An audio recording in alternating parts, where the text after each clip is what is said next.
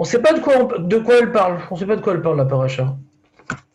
Atem nitzavim hayom kulchev lifnei Hashem. Vous tenez tous, ouais, devant l'Éternel votre Dieu, des plus grands, plus petits, les enfants, les femmes, les convertis, jusqu'aux puiseurs d'eau, pour faire un brit. Faire un brit. Quoi, on a déjà fait le brit, qu'est-ce qui se passe là? De quel brit on parle, t'sais? On n'a pas reçu la Torah, c'est? J'ai l'impression là qu'on commence tout à zéro là. Vous comprenez ma question ou c'est pas trop? Mettez vos caméras, les amis, s'il vous plaît. Je veux tout savoir ce qui se passe chez vous. Ouais. Il y a une question, non, parce que quand on donne un cours, on a toujours besoin de voir le faciès des gens. Pour voir est-ce qu'ils sont, même s'ils ne répondent pas, à savoir s'ils sont intéressés, s'ils suivent, s'il y a des sourcils approbateurs. Donc ça m'aide, ça m'encourage à donner une impulsion au cours ou bien à reprendre l'idée quand je sens qu'elle n'a pas été véritablement intégrée. Donc si vous pouvez mettre l'écran, si votre tenue vestimentaire et de vos femmes vous permettent de mettre l'écran, eh bien, ça m'aiderait à faire un cours plus dynamique. Merci. Ce n'est pas un ordre, mais c'est un recette que vous me faites. Donc je reprends. Il y a une question terrible dans la paracha. Que celui qui ne s'est pas posé cette question, c'est qu'il a la réponse alors qu'il vient me donner la réponse. Quand je vois la paracha, j'ai l'impression qu'on est en train de parler qu'il y a un nouveau bride qui va être fait. Mais combien on va faire de bride? Combien? Ça y est, on a reçu la Torah Mont Sinaï. Ça y est, on a besoin d'un nouveau bride. C'est à quoi il sert ce bride-là? Il sert à quoi? Vous comprenez ma question ou pas? Le'avrecha, il dit Le'avrecha bebrit Hashem Elokecha, pour passer donc dans l'alliance avec Dieu, ou be'alato asher Hashem Elokecha kovet imecha yom, que Hashem il vient serrer avec vous aujourd'hui. Vous savez c'est quoi ce jour-là? Vous savez que c'est à quelle date ça, en fait? C'est quoi la date de cette paracha? Vous avez une idée, les amis? Rosh Hashanah, non? Non. Rashi répond. Le premier parachi de la le premier Rashi de la paracha. Alors, ou t'es pas Rashi, ou t'es paracha, mais si t'es Rashi, t'es paracha. Le premier Rashi de la paracha. Question à 2000 shekels pour les institutions de Naftali. Ceux qui ne connaissent pas la réponse, bien sûr. Ceux qui connaissent la réponse, je ne sais pas quoi lui faire. Donc, le Rashi nous dit que c'est le jour de la mort de Moshe. Donc, cette paracha, c'est cet Adar. Rashi, il dit, mais la mettre chez Kinsam, Aten Tzavim Ayom, la mettre chez Kinsam Moshe, l'Ifnei Akadosh Baruch Hu, Beyom Moto. C'est donc, on va dire, l'héritage spirituel de Moshe sur son bâton de mort, parce qu'il n'était pas dans son lit, ce n'est au bâton. Sur son bâton de mort, il est en train de dire son dernier message. Il est en train de dire son dernier message. Alors, Benjamin, on va le mettre en censure. Voilà. Ensuite, donc on reprend. Donc, Moshe, avant de quitter le Ham Israël, dit voilà, on va faire un brit, Ayom. On va faire un brit. Combien de brits le Ham Israël a fait? Le brit de Kabbalat Torah, le Ham Israël en a fait 3. Il y a eu Mahamad Har Sinaï, d'accord? Et Mahamad Har Sinaï, on a fait un brit. Ce brit n'a pas été annulé parce que toute la tfila de Yom Kippour, enfin toute la tfila de Tchouva, toute la tchouva qu'il y a eu pendant les 40 jours depuis la dernière montée de Moshe Rabbeinu, où Hachem, il est redensé de Moshe, il a dit voilà, Hachem il accepte. Donc on recommence à zéro, et ils ont prié, et ils descendaient avec les louchot. Donc de faire tchouva, c'était pas un nouveau brit, c'est que Hachem il a pardonné, et donc le brit du Mahamad Har Sinaï, reste d'actualité. Donc le brit a été rattrapé, bon Hachem. C'est pas un nouveau brit, d'accord? C'est quoi la preuve que c'est pas un nouveau brit? Après qu'ils aient fait la faute du veau d'or, il n'y a pas besoin d'un nouveau brit. C'est quoi la preuve? C'est quand on a reçu les louchot à Shniot, on n'a pas refait un misbéar avec un korban comme on a fait devant le Har Sinaï quand on devait recevoir les premières louchot. La première cérémonie de Kabbalat Torah, Naaseh Vinishma, etc., qu'on a fait avant de recevoir les louchot, ouais, et juste avant de recevoir les louchot, n'a pas été refait après la faute du veau d'or. Donc ce brit-là, il a été réparé. Très très bien. Ça c'est le premier brit. Et de là dépend toute notre Kabbalat Torah. Donc la question des Mefarshim, pourquoi on a besoin ici de ce deuxième brit? Dans Parashat Nitzavim, c'est le deuxième brit. Pourquoi on a besoin de ce deuxième brit? Il y aura un troisième brit, c'est lequel, les amis? On va refaire une troisième cérémonie de Kabbalat Brit. C'est laquelle? Je vous écoute. Laquelle? Les Non, tables. laquelle? Les tables. Je ne sais pas de quoi tu parles. Là, on est au deuxième brit, on est le jour de la mort de Moshe Rabbeinu. Donc, si on parle du troisième brit, c'est un brit qui se passe après. C'est à l'entrée d'Eretz Israël. Qu'est-ce qui se passe là-bas? Paracha de la semaine dernière. Chazak ou Baruch Yonatan. C'est qu'on a appris la semaine dernière qu'on a fait un brit devant le Har Sinaï.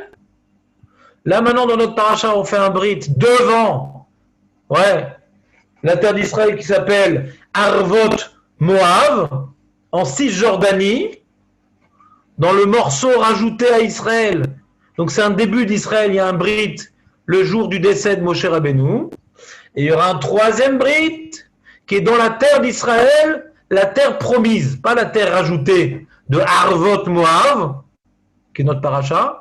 C'est la paracha de la prochaine. C'est Har Gerizim, Arvea, Eval, qui est la terre promise à Avraham, Yitzhak, Yaakov. Donc on a devant nous trois britot.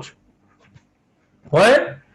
Un qui est le plus important, qui est celle du Har Sinaï, où tout s'est passé, et on ne comprend pas le brit de Arvot Moav, de notre paracha Nitzavim, le jour du décès de Moshe Rabbeinu, et le brit qui a été expliqué la semaine dernière et qu'on est en train d'étudier le dimanche dans la Mishnah de Sota, qui est celui de faire 11 bénédictions et 11 malédictions, avec des pierres qu'on a puisées du Jourdain, sur lesquelles on a écrit la Torah en 70 lettres, 70 langues, et qu'on a fait avec ça un misbéar, et ce misbéar, il va être positionné sur le Har Eval lors des brachot et des klalot, et sur ça on va faire des korbanot qui vont confirmer ces brachot et ces klalot.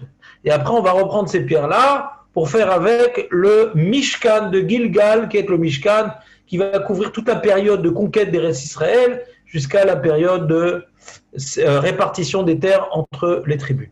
Donc, on a donc 3 brites, et on ne comprend pas pourquoi le brit du Har Sinaï n'est pas suffisant. Pourquoi on a besoin encore de 2 brites, quoi? Si on n'avait pas accepté le brit de Nitzavim et le brit de Gerizim et de Eval, on aurait été moins engagé. Je vous écoute. On aurait été moins engagé. Vous avez la parole.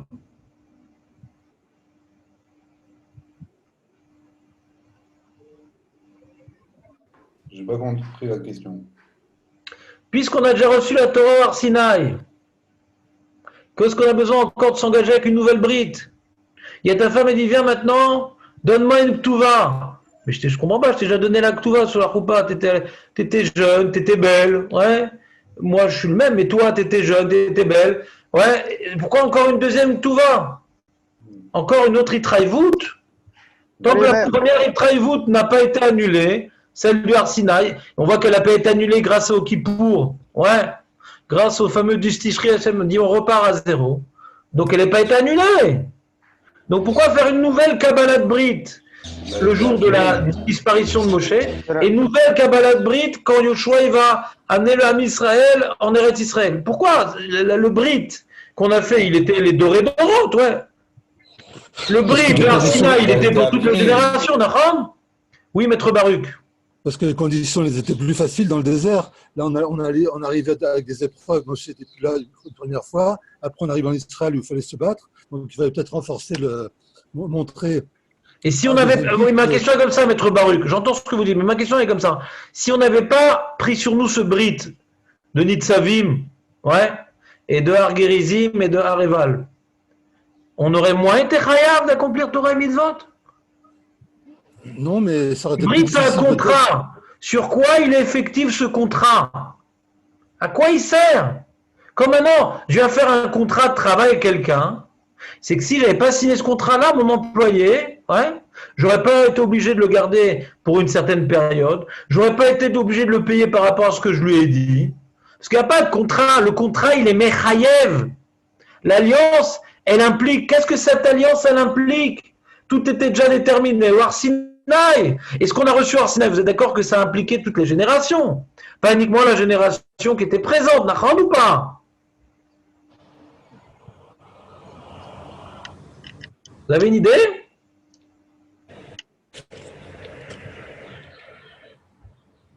Il faut que l'alliance soit valable pour les restes Israël, pour les restes Canaan. Là, l'alliance, elle a été faite en dehors. Et il faut qu'elle soit aussi donc validée à l'intérieur. Et si on ne l'avait pas fait? Le contrat, il aurait été que pour tous la Haaretz. Non. La Gemara, elle explique. J'entends votre proposition intellectuelle, mais les sages s'opposent à cette idée-là en disant que comment ils ont reçu la Torah de manière forcée. Il y a marqué Kafu Elem Arkigigit. D'accord? Akjochou, il est venu prendre la montagne comme un tonneau qu'il leur a mis sur la tête. Vous recevez la Torah, c'est bien, sinon vous serez enterrés ici. Le Ramban nous explique c'est quoi vous serez enterrés ici. Vous ne rentrerez pas en Eretz Israël. C'est-à-dire que tout leur conditionnement de l'alliance était Eretz Israël. Si maintenant vous ne recevez pas la Torah, vous restez dans le désert. Vous restez dans le désert. Vous voulez rentrer en Eretz Israël? Alors là, il faut recevoir la Torah. C'est donnant-donnant. C'est pour ça qu'à Purim, ils ont reçu le Brit. Là-bas, il y a eu une Kabbalah de Brit. À Purim, Bémet, il y a marqué, on a reçu un Brit à Arsinaï et on a reçu un deuxième Brit à Purim. Le vrai Chidouche, il était à Purim, que bien qu'ils étaient en Chutz La'aretz, et donc il n'y a plus de donnant-donnant, bien qu'ils étaient en Galout, bien qu'ils étaient soumis à Achashverosh, bien qu'ils avaient une épée de Damoclès au-dessus de la tête, il dit on reçoit la Torah telle qu'elle est, même en Chutz La'aretz, même si Hachem tu ne nous donnes rien, on reçoit la Torah parce qu'on t'aime, sans avoir rien en contrepartie. C'est ça la Simchat Purim. Ils ont tellement vu qu'Hachem est bon avec eux, tellement miséricordieux avec eux qu'on a reçu la Torah pour la Torah et non pas pour obtenir des compensations matérielles. Donc les deux brites que les Chazal nous apprennent, il y a le brite de Arsinaï et le brite de Purim. Mais ici, ce brite-là, on ne comprend pas. C'est effectif, bien entendu, en Eretz Israël. C'est effectif, ce brite-là. Barour. Puisqu'on voit qu'avant qu'on nous parle de ces deux britotes qui viennent clôturer le Sefer Dvarim, on a déjà la parachate de Bechukotai, où on nous dit que toute sa vérote, la terre va nous vomir. On voit bien que ces mitzvot-là, c'est pour être fait en Eretz Israël. On a de parachat Béhar, qui nous montre que toute la galoute, elle est parce qu'on ne va pas recevoir, on ne va pas respecter la Shemitah. Donc on voit bien que la Torah, elle doit être respectée. En Eretz Israël, c'est le lieu de l'accomplissement de la Torah. Ça, on n'a pas besoin de Yeshua pour le savoir. Vous avez une réponse? Pourquoi, Bémet? Qu'est-ce que impliquent ces britotes qu'on a fait ici?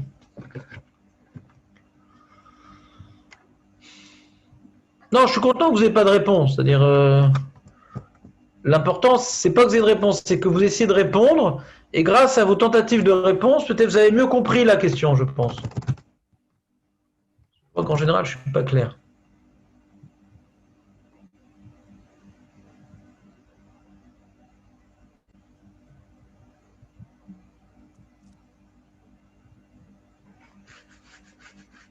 Alors, le Sforno est d'une idée proche du docteur Yehuda. Le Sforno est une idée proche du docteur Yehuda. On est dans Kaftet Yudalet. Je vais faire un partage d'écran. Kaftet Yudalet, Dvarim. Kaftet Yudalet. OK.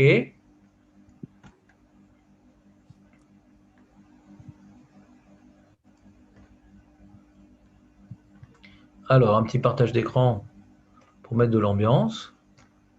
Alors, comment on fait? Écran partagé. Voilà le partage. Qui est Asher Yeshnu po Aimanu Omed Ayom Lifne Hashem Lokecha Vet Asher Eno po Enenu Po Aimanu Ayom. Donc, ceux qui se tiennent, ouais, qu'est-ce qu'il dit pas d'après? Il dit, ah, il m'énerve ce partage d'écran.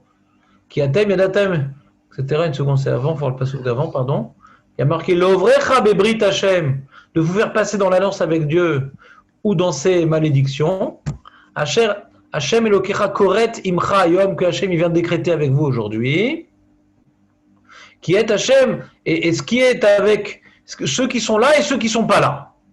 C'est-à-dire le Brit, il est avec ceux qui sont là et ceux qui ne sont pas là. Le Sforno, il veut expliquer, Ve'em adorot abaim, il dit comme Rashi, que le Brit, il n'est pas uniquement avec les gens qui sont présents, parce qu'ils sont tous présents. Il y a une question, après qu'on explique au début de la paracha, il y a les tzaddikim, il y a les enfants, il y a les femmes, il y a les guérim, il y a tout le monde. Il y a tout le monde. Alors c'est qui ceux qui ne sont pas là? C'est qui l'absent qui s'est caché? Non, tout le monde est là. Kulchem. Donc quand on dit celui qui n'est pas là, c'est les générations à venir. Ve'em dorot abaim, ou les fichar tzarich chez Todiaem, chez Matanat Haaretz. Bezulata הייתה לכם על תנאי קיום הברית ובאותו התנאי בעצמו ירשו מכם. C'est-à-dire, il y a l'idée de Dr Yoda qu'on va essayer d'expliquer, malgré les propos du Ramban, ouais, que le Sforno, il dit que le Brit qu'on est en train de faire ici, le dernier jour de la vie de Moshe Rabbeinu, ouais, c'est pas pour donner, comment dirais-je, une effectivité à la Torah en Eretz Israël. Ça, il n'y avait pas besoin de donner une effectivité. C'est sûr que la Torah doit la faire en Eretz Israël. Mais c'est afin de faire savoir, de faire une cérémonie officielle. Je vais donner un exemple. Il y a maintenant une alliance de paix qui est faite entre Israël et les Émirats arabes. Ouais, je ne sais pas exactement combien de pays ça inclut, je ne m'y connais pas très bien. Mais il y a quelque chose, on va dire, d'officieux. C'est clair que maintenant, voilà, déjà les avions ils peuvent venir, je ne sais pas quoi. Ouais, déjà. Maintenant, il faut maintenant faire une cérémonie officielle à la Maison Blanche, d'accord, pour rendre officiel et que les générations se rappellent. Il y aura des photos, ouais, qu'on va mettre dans l'ambassade israélienne de cet émirat et dans l'ambassade des Émirats à Tel Aviv ou un jour à Yerushalayim. Ouais, et bien cette photo-là, elle vient quelque part nous rappeler qu'il y a eu une cérémonie qui vient rendre officiel ce qui avait déjà été convenu à l'avance. Donc il dit le Sforno, ce qu'on est en train de faire maintenant, de vous prendre tous maintenant et qu'on reprend ce qui a déjà été fait, ouais, on reprend pour faire une cérémonie officielle afin de savoir que la terre d'Israël, ouais, chez Matanat Haaretz Vezulata Ita Lachem Altnaï, Kiyum Abrit, que cette terre que vous êtes devant maintenant, on est en train de regarder la terre d'Israël, je vais devoir mourir pour que vous puissiez y rentrer, et dès que je vais mourir, ça va commencer à s'accélérer les choses, et bien tout ce qu'on a reçu, vous le saviez que c'était pour la terre d'Israël, mais maintenant on va faire une cérémonie pour que vous n'ayez pas l'ombre d'un doute que l'enjeu de l'alliance, c'est autour de Eretz Israël. Et que c'est par cette alliance-là que vous allez pouvoir gagner les guerres de conquête. C'est un rappel, comme nous dit David, qu'on a besoin d'Egdolim qui nous rappellent chaque année les mêmes choses. On a besoin d'Egdolim qui nous rappellent chaque année les mêmes choses. Ils ne vont pas dire quelque chose de nouveau. Mais le fait qu'il ait dit cette année-là, oui, il faut se renforcer en Torah, oui, il faut se retrouver en rang, Sinatrina, ah, il a dit ça, ah oui, donc c'est important, ça reste d'actualité. Quelqu'un de Chacham, Arouet Anolad, ouais, donc pas nous. Nous, on a besoin, chaque fois qu'on dit oui, bah, vous savez, c'est le message, c'est le même. Pourquoi on a besoin des Gdolim qui nous parlent pour nous dire c'est toujours les mêmes problèmes, pas pour nous dire un nouveau message. Pour faire un discours officiel de ce que nous devrions savoir et ce que nous devrions ne pas oublier, pour dire, bah allez, on va s'y remettre. Vous avez compris mon message ou pas? Est-ce que c'est clair avant que je continue? Très très bien, très très bien. Donc comme ça dit le Sforno, c'est une cérémonie officielle, ouais, pour que si un mec il dit non, mais la Torah c'était dans le désert, dans le truc, ah ouais, alors d'accord, si la Torah elle est dans le désert, toi l'abruti qui sait pas lire le Chumash, mais t'as pas la photo dans ton salon du Brit de Harvot Moav? Pourquoi on a fait ce Brit? Pour qu'on soit bien clair que le Brit il concerne, ouais, la terre va être donnée par le Brit, Et on va pouvoir conquérir cette terre par le bride. C'était déjà écrit avant, mais là, on en fait une cérémonie. Les cérémonies, c'est important. C'est comme quelqu'un, le Allénou, c'est un mauvais exemple, mais qu'est-ce que je dis, je ne suis pas pertinent. Il vivait maritalement avec une fille, il va se marier. Qu'est-ce que ça change? Ben, c'est devenu quelque chose d'officiel.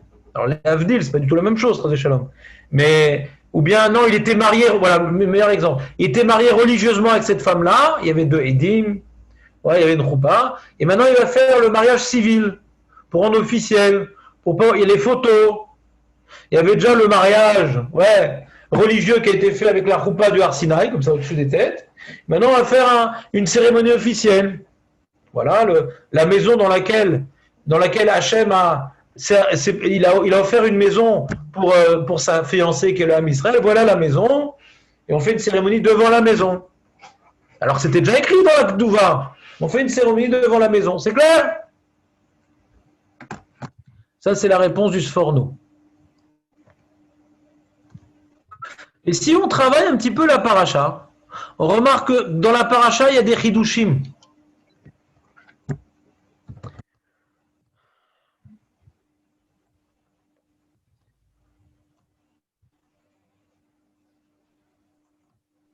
Dans la paracha, il y a des chidushim. C'est quoi les chidushim de la paracha? Je vais vous les dire.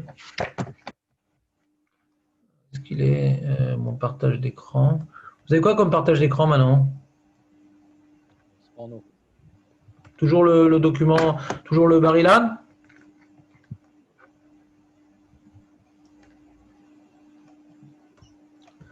Voilà, on a marqué Pen yeshbachem ish o isha. C'est très intéressant. Il dit pourquoi c'est important? Ouais. Faites très attention à ce que vous allez faire, parce que toute votre réussite ou tout Chazé Shalom, vos malheurs vont en dépendre, de peur qu'il y ait un homme ou une femme ou une famille ou une tribu qui va se détourner et qui va faire Avodah Zara. Les Mefarshim ici nous apprennent un grand message. Le message sur lequel j'ai crié tout à l'heure. Que même si tout l'âme Israël fait Torah et Mitzvot, l'individu ne sera pas protégé par le mérite du Tzibour. Ish o Isha, il sera puni. On apprend ici que la Torah n'a pas été donnée à Am Israël uniquement, il a été donné à chaque Yachid Veyachid, et même si la génération, à chaque individu, même si la génération est méritante, il y en a un qui est à côté de la plaque qui recevra exactement les punitions qu'il devra recevoir. On apprend ici, je vais vous lire comment c'est écrit, j'ai fait un document sur ça. Ah, pourquoi il se ferme mon document? Voilà, il ne s'est pas fermé.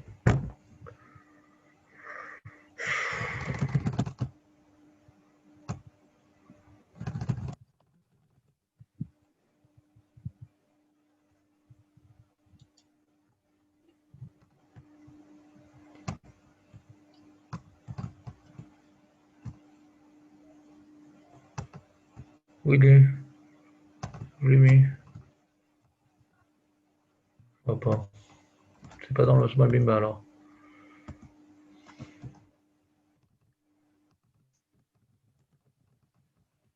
Bon, d'accord. Alors je vais vous lire dans mon texte. Ça ira plus vite. Dans les mots. Il y a écrit comme ça. Il y a donc 2 messages dans la paracha. Un premier message qui est écrit dans le passouk Yud Zayin Akaf. Voilà. Il y a un partage d'écran. Yud Zayin Akaf. Yud Zayin, c'est là. De peur qu'il y ait un homme, une femme, une famille, un chevet qui va se détourner. On continue. Et lorsqu'il va attendre, il va entendre la malédiction. Quand est-ce qu'il va entendre ces halotes avec Yoshua, Areva, la Argerizim? Donc Moshe, il prépare le terrain. Nitzavim, c'est une préparation de ce que Yoshua va faire. Ouais, je vous explique exactement sur quoi va se reporter ces clalotes-là. Idbarer bilvavo, c'est vraiment le sujet de la discussion qu'on a eue en première partie du cours. Il va dire dans son cœur, c'est pas que vous ayez dit ça, Chazé Shalom, mais ça touche un point en commun. Mais c'est pas du tout votre argument, Chazé Shalom, loin de là une telle pensée. Vidbarer bilvavo, les morts, shalom yeli ki bishriut.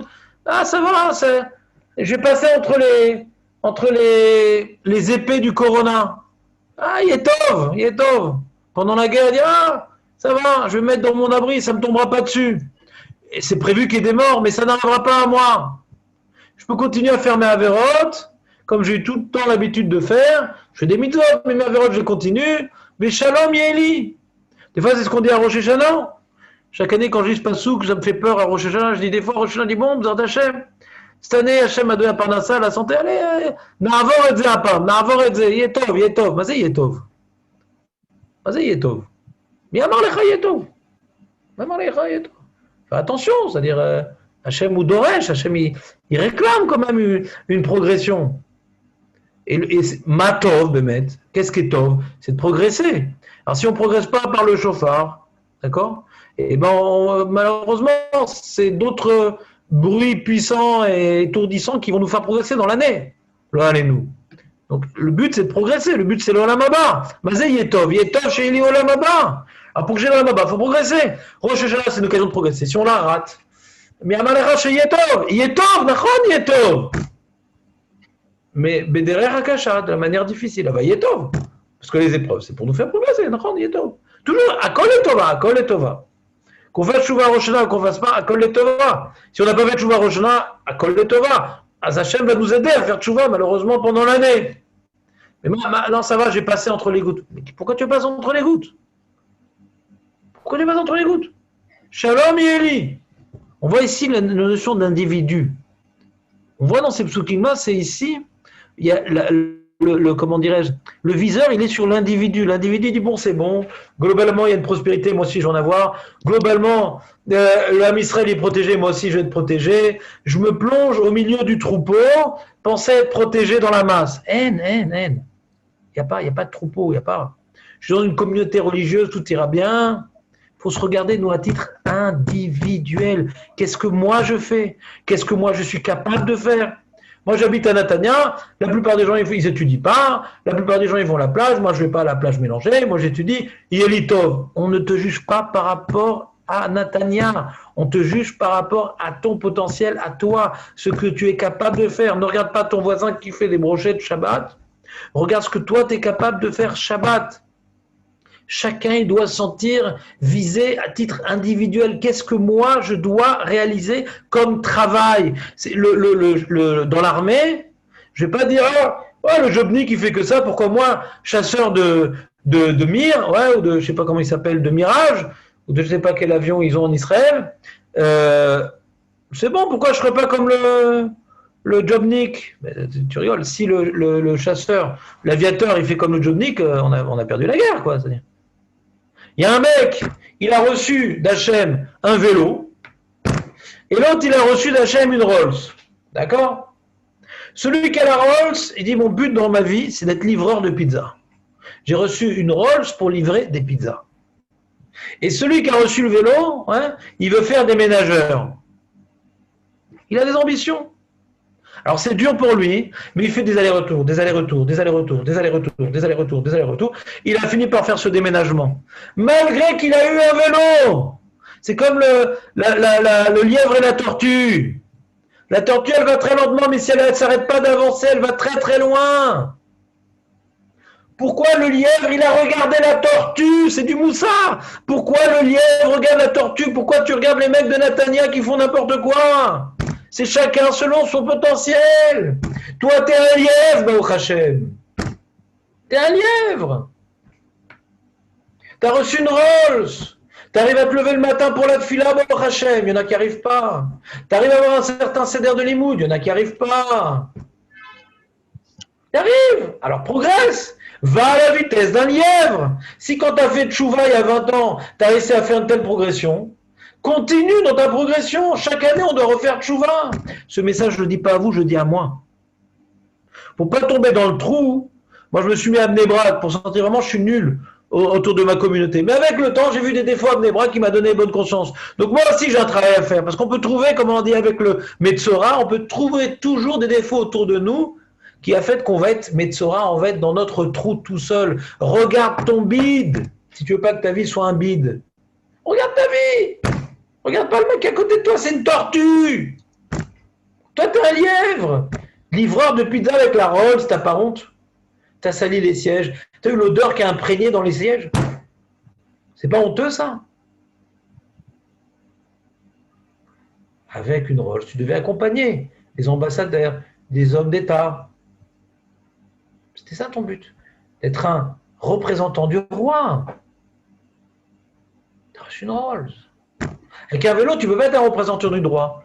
Alors tu vas faire toutes sortes de petites choses pour faire toute la stratégie de base. Chacun en fonction de ses forces. Mais je ne vais pas maintenant, avec ma Rolls, faire un déménagement, même que le cycliste il le fait, et que la Rolls c'est plus facile. Non, non, non, non. Ça, c'est quand j'ai une Massaïte.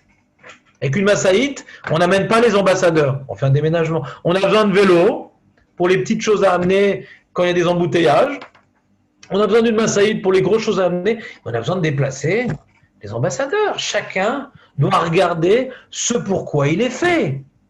Ici, il te dit, ne te mêle pas dans la foule. Tout ira bien. Tout ira bien. Lo yove Hashem soleach lo, Hashem ne va pas le pardonner, lui.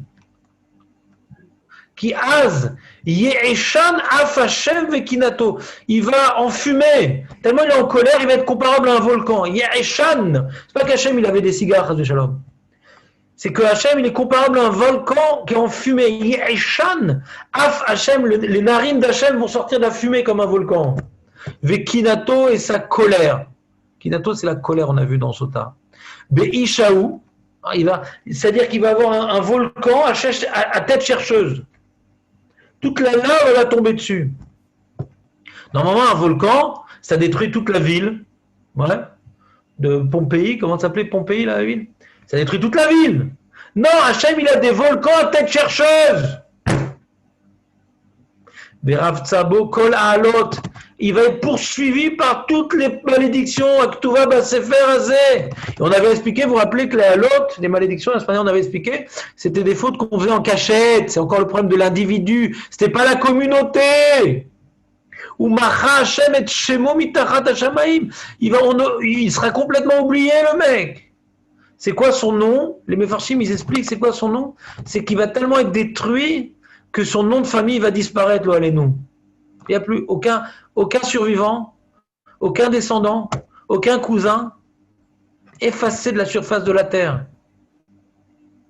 Il a oublié le travail que Hachem avait confié à lui et à ses descendants. Il avait un travail particulier. Il a voulu, au lieu maintenant de construire une petite cabine dans le bateau, il a fait un trou dans le bateau.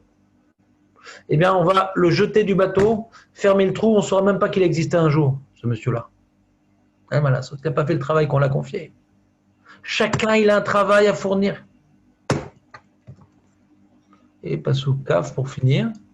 Veivdilo Hachem Lera, il va le mettre de côté, on voit encore la tête chercheuse. Veivdilo Hachem Lera, vous voyez tout ici, vous voyez ici tout l'accent de cette paracha. Il y a un individu qui veut se noyer dans la foule, qui veut se comparer à la foule.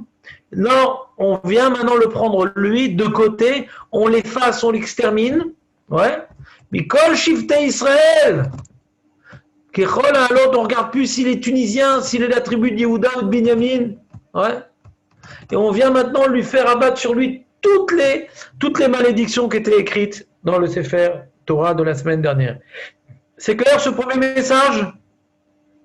Donc c'est le message que j'ai voulu vous dire aujourd'hui violemment. C'est vrai qu'on peut le dire beaucoup plus gentiment.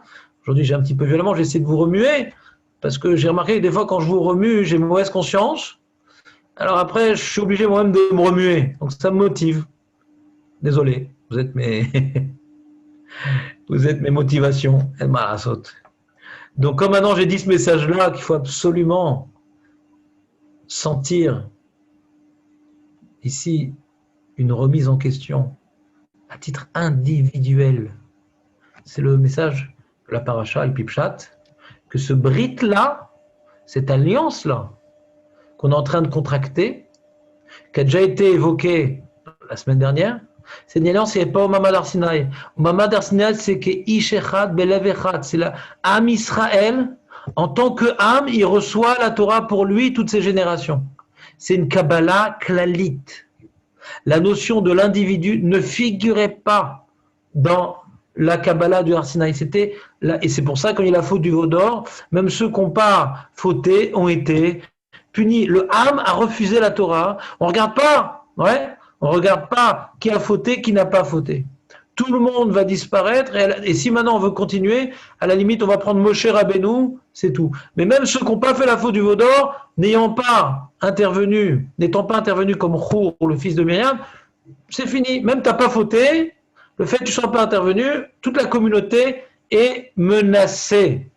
Donc c'est un message qui est dur, mais qui a aussi une brèche. Ah d'accord, donc si c'est tous des tzadikim, je suis tranquille. Dans l'autre sens. Quand il y a des Rechaïm, on punit même le tzaddik. Alors quand il y a des tzaddikim, peut-être que le Racha, il est tranquille. Non. Ce message-là, il n'était pas écrit, vous pouvez vérifier, précédemment. C'est le Hiddouche Beremez. On l'a eu la semaine dernière, parce qu'on a vu les Halot, le Rashbam et le Ravir, je vous explique. C'était les 11 malédictions, c'est par rapport à des fautes qu'on fait en cachette que personne ne connaît.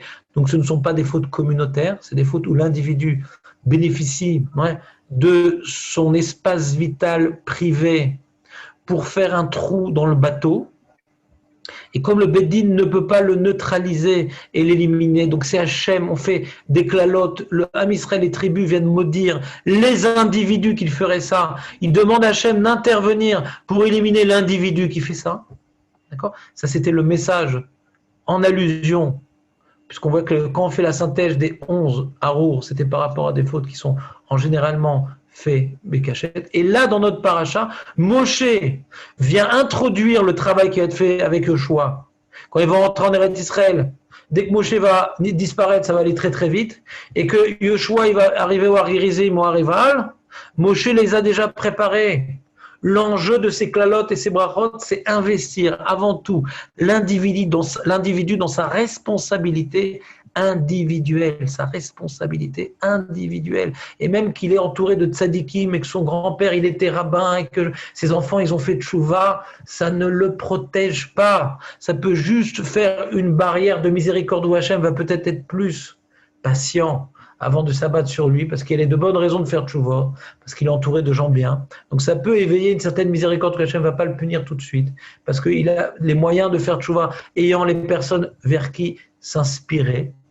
Mais malgré tout, un jour ou un autre, il devra rendre des comptes à titre individuel.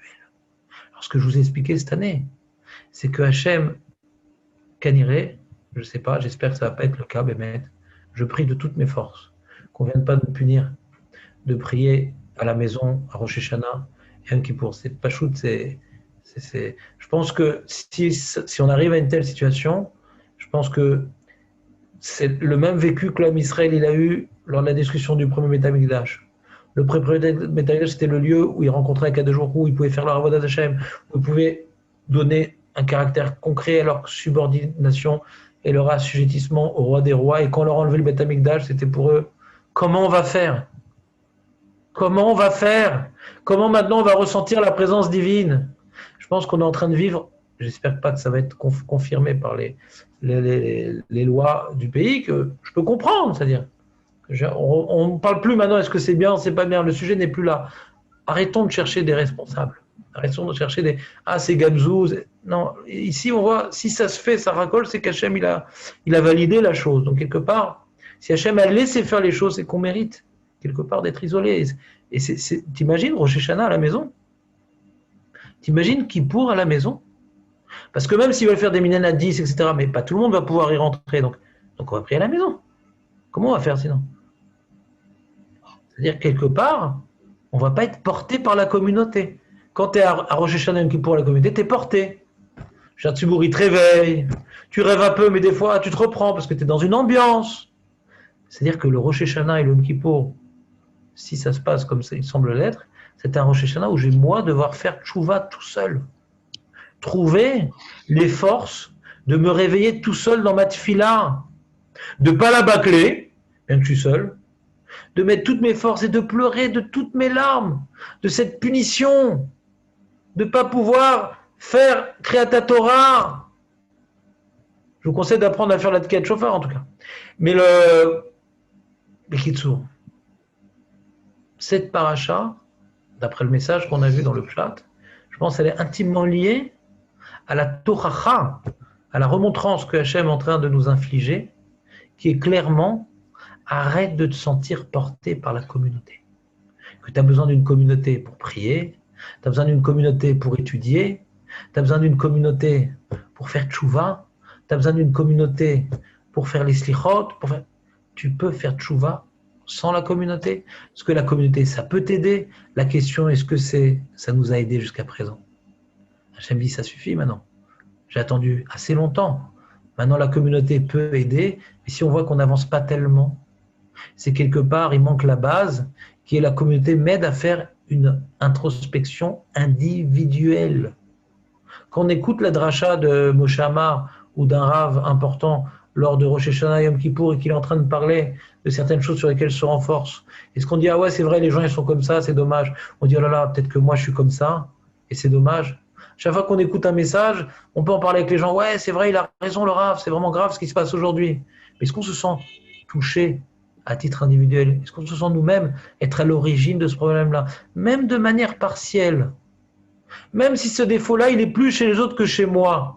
Je ne dis pas que c'est vrai, mais admettons que tu crois que c'est vrai. Ben, ce caractère partiel, il faut le travailler. Sinon, pourquoi t'écouter la dracha du Rav? Là où tu es, tu dois le travailler. Ah, mais il y en a qui sont plus que moi. Mais Azma, on est jugé individuellement. C'est ça le message de Rosh Hashanah. Ovrim kebne marom. On passe comme des moutons qui sont comptés pour le maaser, un après l'autre. Le 10e, il est pour Hachem. Un après l'autre. Il y en a qui va partir à l'abattoir. On est coté l'un après l'autre. L'un après l'autre. Le travail de Rosh Hashanah, c'est de sentir que Hachem regarde l'individu en fonction de ce qu'il a fait. Il regarde également la communauté. C'est pour ça que les Mefarshim disent aujourd'hui, le premier jour, c'est le din sur le tzibour, après c'est le din sur le yachid, Combien tu t'investis dans le tzibour, combien tu t'investis pour toi-même. Donc ces deux réalités existent. Mais on oublie que la communauté, c'est pas le lieu de ma Torah. La communauté, c'est une aide pour me renforcer, accomplir ma Torah dans ma vie privée, dans ma vie cachée, chez moi, entre quatre murs. C'est tout le message du Beth Amikdash qu'on avait expliqué dans les parachutes de Dvarim. Il y a d'abord parachat Re'eh, qui nous parle de s'imprégner de la Kedusha du Beth Amikdash. Parachat Shoftim, qui est les Shoftim, le roi, le Navi, ils essayent que les valeurs qui rayonnent dans le Beth Amikdash puissent également construire la société, c'est les Shoftim.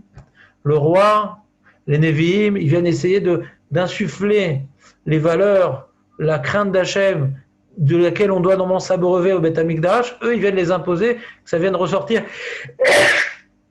à l'extérieur du Beth Amikdash. Et Parashat Kitetse, c'est que même quand il n'y a plus de Navi, comme il n'y a plus de Meler, il n'y a plus de Shofet, je suis avec moi-même, avec mon Yetzerara, il faut que j'arrive à lutter contre mon Yetzerara quand je suis tout seul. L'exemple, c'est je suis en guerre. En guerre, on peut faire toutes les plus grandes atrocités possibles parce que Endin Vendayan, c'est la loi du plus fort. Le Shofet, il ne viendra pas se mêler de ta vie. On viendra fermer les yeux sur tout ce que tu vas faire. Aïka qu'on gagne la guerre. Est-ce que tu vas devenir immoral avec la guerre? Donc ça, maintenant, c'est plus les institutions, les rabbanim qui viennent maintenant nous expliquer ce qu'on doit faire. C'est moi devant l'épreuve. C'est Parashat Kitetse. Il n'y a plus personne. Je suis moi avec la Goya. On avait expliqué toutes les mitzvot de Kitetse. C'est également des mitzvot où on était plongé dans notre vie personnelle. C'était pas des avérotes communautaires, c'était pas des mitzvot communautaires. C'était dans ma vie personnelle. C'est Parashat Kitetse. Et après, on a Parashat Kitavo, qui sont justement que l'essentiel des klalotes, ils sont justement sur mes actes individuels, parce qu'on ne peut pas construire une nation sainte si ces individus en cachette font exactement ce qu'ils affirment en public. Ce n'est pas une nation sainte, c'est une nation d'hypocrites. Donc on voit, sauf, que tout le message qu'on a vu depuis Re'eh jusqu'à Kitavo et notre paracha, tous ces messages-là, c'est de dire Nachon qu'on est le peuple élu. Mais est-ce qu'on est un individu élu? Est-ce qu'on se sent élu à titre individuel? Qu'on a une mission que personne d'autre ne peut faire et qu'on a l'obligation de faire, et si on ne la fait pas, il y a un trou dans le bateau. Ça, c'est toute la progression des parachutes jusqu'à ce qu'on est en train de lire maintenant. Est-ce que c'est clair le message?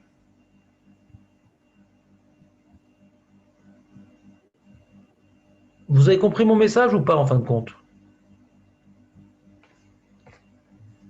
Pourquoi je me suis injustement énervé contre ce que dit David? C'est-à-dire que David, il peut, s'il était rave, il était gadol, il aurait pu dire pourquoi je ne fais pas de dracha? C'est une question que le gadol doit se poser. Et il a la réponse. Mais nous, qu'on n'est pas des gdolim, la question qu'on doit se poser, qu'est-ce que je fais puisqu'il n'y a pas de dracha du gadol? J'ai une responsabilité individuelle. Ça ne sert à rien de dire ah mais on m'a pas dit ce que je dois faire. Mais t'as un chumash, t'as un shulchan aruch. Tu sais ce que tu fais dans ta vie privée. Tu sais très bien ce que tu fais dans la vie privée. Tu sais très bien les choses sur lesquelles tu dois faire un effort et tu dois évoluer. Et tu sais très bien chaque année ce qu'il dit le gadol. C'est des messages très généraux qu'il faut traduire à titre individuel. Donc à force que le gadol a parlé dans le vide, puisqu'on est dans une période ici de remise en cause par les difficultés du corona, ouais, une période de remise en cause, pas de destruction, mais de remise en cause, de bidoud. Ce que je vais essayer de vous expliquer. On est chacun face à ses problèmes. Chacun doit réfléchir. Ouais. À titre individuel, qu'est-ce que je peux faire? Et en l'occurrence, qu'est-ce que je dois faire? Si je peux, je dois. Et donc ça, c'est une réflexion que chacun doit porter.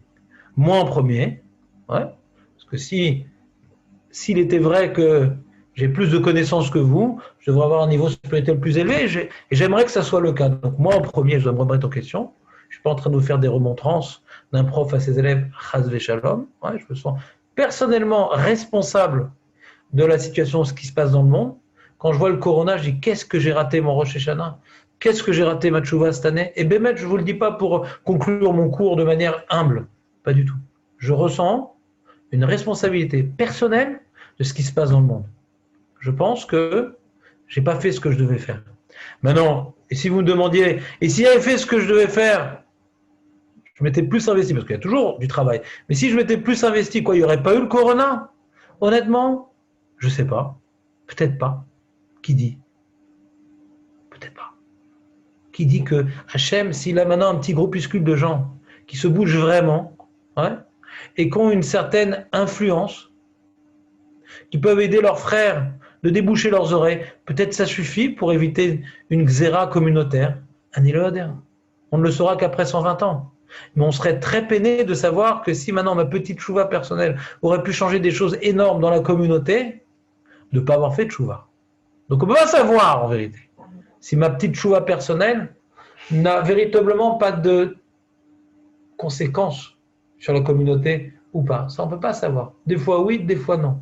Mais dans le cas où il a été statué après 120 ans, qu'on a été à l'origine d'une xéra klalite, nous et d'autres, mais nous aussi, on était dans la balance. On a fait pencher la balance, nous aussi. Alors je pense que la désolation sera totale. Bezrat Hashem. Ici, on a un grand travail. Il nous reste bidiouk une semaine. Il nous reste bidiouk une semaine de Messirut Nefesh. Messirut Nefesh. C'est quoi Messirut Nefesh?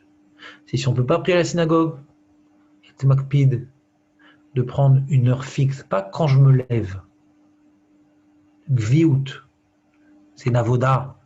Le korban tamid, il y avait une heure précise. D'essayer de fixer. Moi, j'essaie à chaque fois de me lever à la même heure et de prier à la même heure, que ça soit une avoda. J'avais un copain, une fois, il m'a dit, je ne prie pas au Shtibler. Je dis, pourquoi tu ne pries pas au Shtibler? C'est moi chez Bali. C'est le avoda.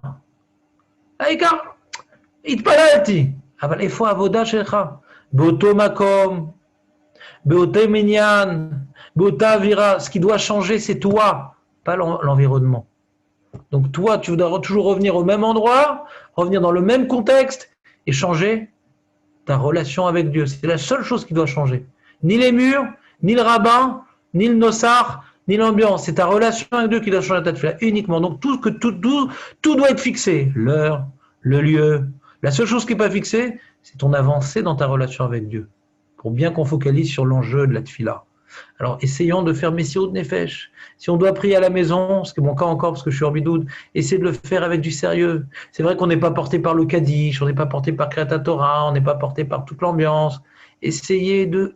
Hachem nous demande de faire Messirut Nefesh, de faire des mitzvot sans avoir l'aide de la communauté, sans avoir l'ambiance de la communauté. Si Bémet, cette semaine on arrive à, d'une part, prier de manière sérieuse, étudier. Il y en a dit, moi je ne suis pas fait pour Zoom. Parce que je peux aller pour Zoom. Mais c'est pas le choix. Si tu arrives à prendre un livre et le limoud que tu fais par Zoom, tu le fais maintenant avec le livre, tu ne choumes rien. Tu n'es pas obligé d'écouter sur par Zoom. Mais si Chazev Shalom, Hashem Erachem, une semaine avant Rosh Hashanah, Hashem Erachem, on n'a pas été Koveitim la Torah, Maïe,